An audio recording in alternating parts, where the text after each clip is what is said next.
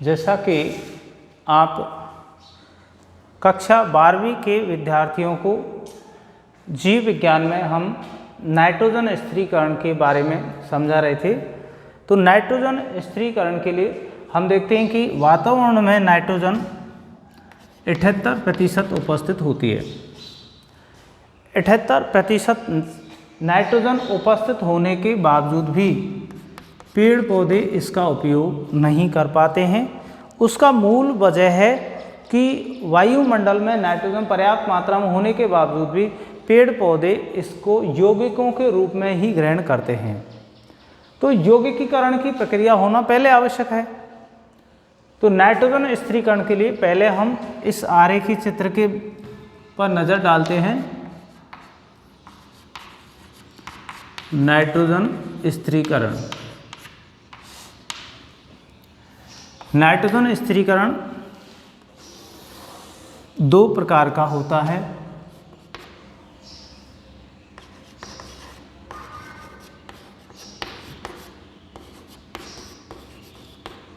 अजैविक नाइट्रोजन स्थिरीकरण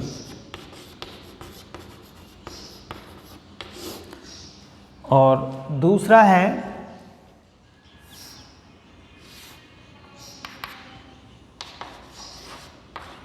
जैविक नाइट्रोजन स्थिरीकरण।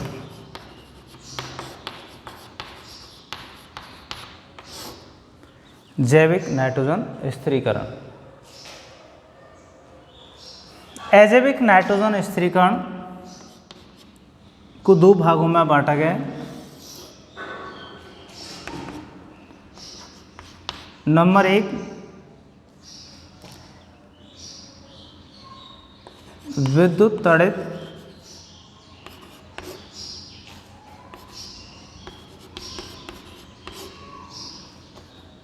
नाइट्रोजन स्थिरीकरण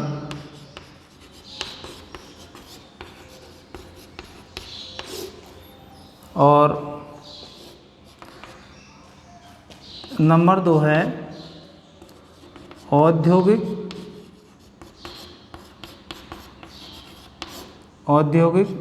नाइट्रोजन स्थिरीकरण।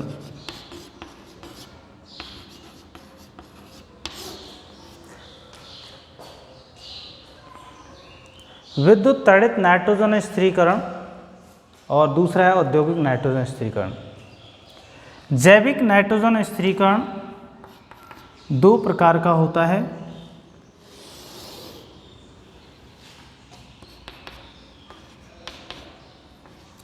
असहजीवी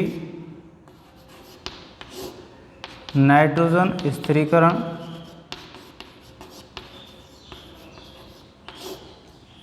और दूसरा है सहजीवी नाइट्रोजन स्थिरीकरण।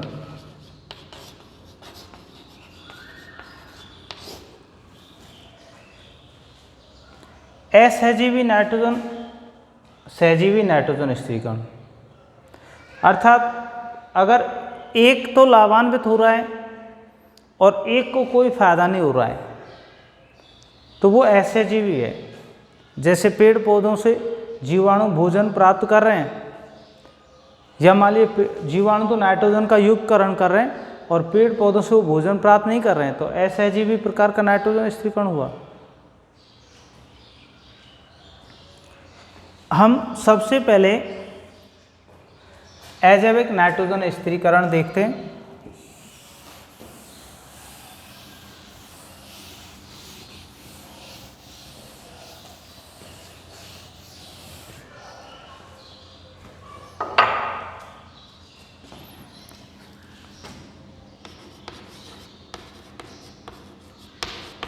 अजैविक नाइट्रोजन स्थिरीकरण,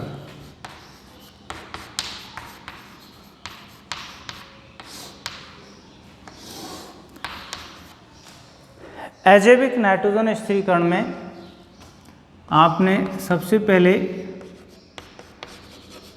विद्युत ताड़ित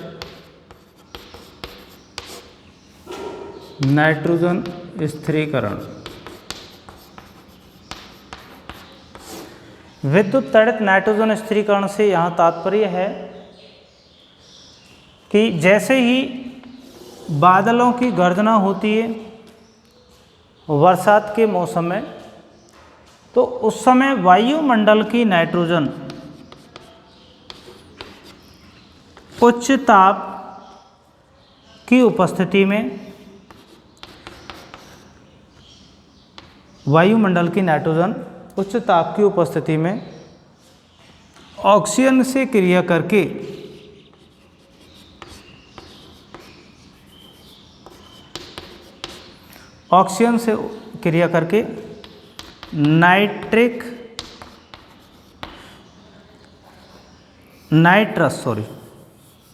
नाइट्रस ऑक्साइड बनाती है। और ये नाइट्रस ऑक्साइड पुनः O2 से क्रिया करके और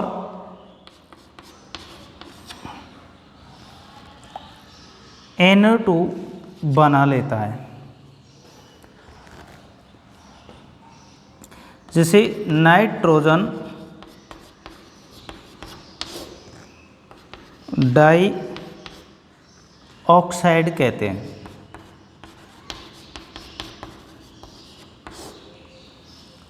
ये नाइट्रोजन डाई ऑक्साइड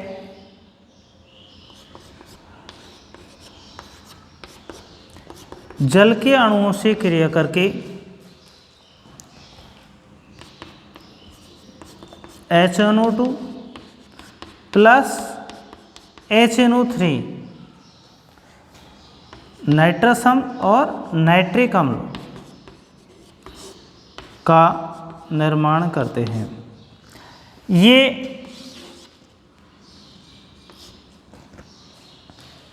नाइट्राइट पुनः जल के अणु से क्रिया करके ऑक्सीजन से क्रिया करके नाइट्रेट में बदल जाएगा। और ये जो नाइट्रिक अम्ल के अणु हैं, ये बरसात की बूंदों के साथ जमीन पर नाइट्रोजन यौगिक के रूप में वर्षा बूंदों के साथ आ जाते हैं और मृदा से इनको पेड़ पौधे नाइट्रोजन के यौगिक के रूप में ग्रहण करते हैं। ये हुआ विद्युत तड़ित द्वारा नाइट्रोजन स्थिरीकरण।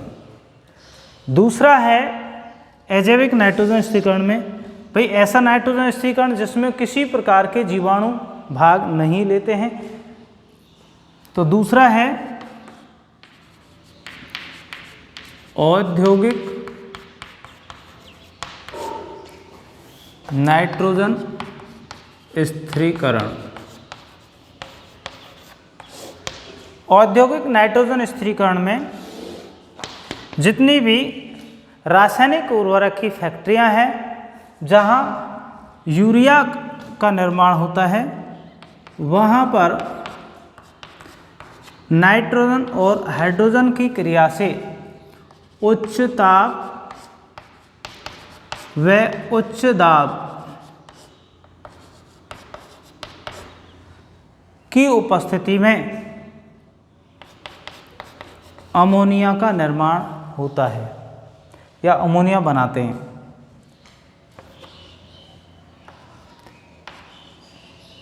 तो नाइट्रोजन और हाइड्रोजन से उच्च ताप और उच्च दाब की उपस्थिति में अमोनिया निर्माण की इस विधि को हेबर विधि भी कहते हैं। हेबर विधि भी कहते हैं। इस प्रकार से उद्योगों में नाइट्रोजन स्थिरीकरण करवाया जाता है। इसके बाद है जैविक नाइट्रोजन स्थिरीकरण। तो जैविक नाइट्रोजन स्थिरीकरण में आपको बताया आरेखीय चित्र में कि पहला तो है अजैविक नाइट्रोजन स्थिरीकरण, असहजीवी नाइट्रोजन स्थिरीकरण। तो एज़ोटोबैक्टर वगैरह जो जीवाणु हैं वो पेड़ पौधों को नाइट्रोजन तो यौगिक के रूप में उपलब्ध कराते हैं, लेकिन खुद पादपों से किसी प्रकार से लाभान्वित नहीं होते हैं। कुछ नील हरे शैवालें जो होती हैं नीलहरित शैवाल।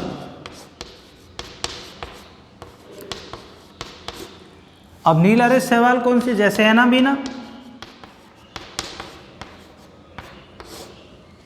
एनाबीना, नॉस्टॉक, इन शैवालों में कुछ कोशिकाएं विशिष्ट प्रकार से रूपांतरित हो जाती हैं और वो कोशिकाएं मॉडिफाई होकर के नाइट्रोजन स्थिरीकरण का कार्य करती हैं। उन विशिष्ट कोशिकाओं का नाम दिया गया है हेटेरोसिस्ट। हेटेरोसिस्ट, तो हेटेरोसिस्ट जो कोशिकाएं हैं ये नाइट्रोजन स्थिरीकरण का कार्य करती हैं, जो इंडिविजुअली नीलहरित शैवालों में इनमें पाई जाती हैं। इनको जैविक उर्वरक के रूप में भी काम में लिया जाता है। इसके बाद जैसे अपन बात करते हैं सहजीवी नाइट्रोजन स्थिरीकरण की, तो सहजीवी नाइट्रोजन स्थिरीकरण लेगुमिनेसी कुल के जो पादप होते हैं जिनको दाल कुल कहते हैं, तो लेगुमिनेसी कुल के पादपों की जड़ों में जमीन के अंदर उपस्थित जो जीवाणु होते हैं वो जीवाणु इन पादपों की जड़ों में गुलिकाओं का निर्माण कर देते हैं। उन गुलिकाओं को गांठें कहते हैं, ग्रंथिकाएं भी कहते हैं, और उन गांठों में नाइट्रोजन का यौगिकीकरण होता है और पौधों को नाइट्रोजन यौगिक के रूप में उपलब्ध हो पाती है। तो यहाँ सहजीवी नाइट्रोजन स्थिरीकरण के बारे में देखते हैं। सहजीवी नाइट्रोजन स्थिरीकरण,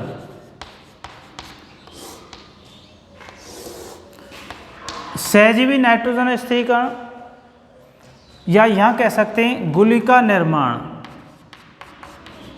गुलिका निर्माण की प्रक्रिया।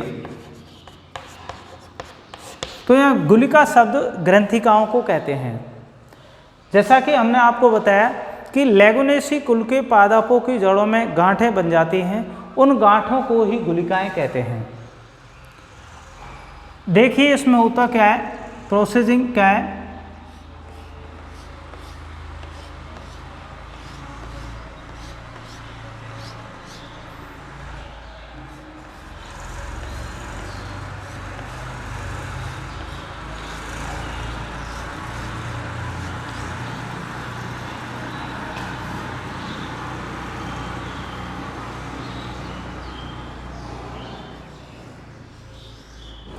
जो लेगुमिनेसी कुल के पादप हैं, उन पादपों की जड़ों में मूल रोम उपस्थित होते हैं। वो मूल रोम मृदा कणों के संपर्क में रहते हैं और मृदा में राइजोबियम जीवाणु उपस्थित होते हैं।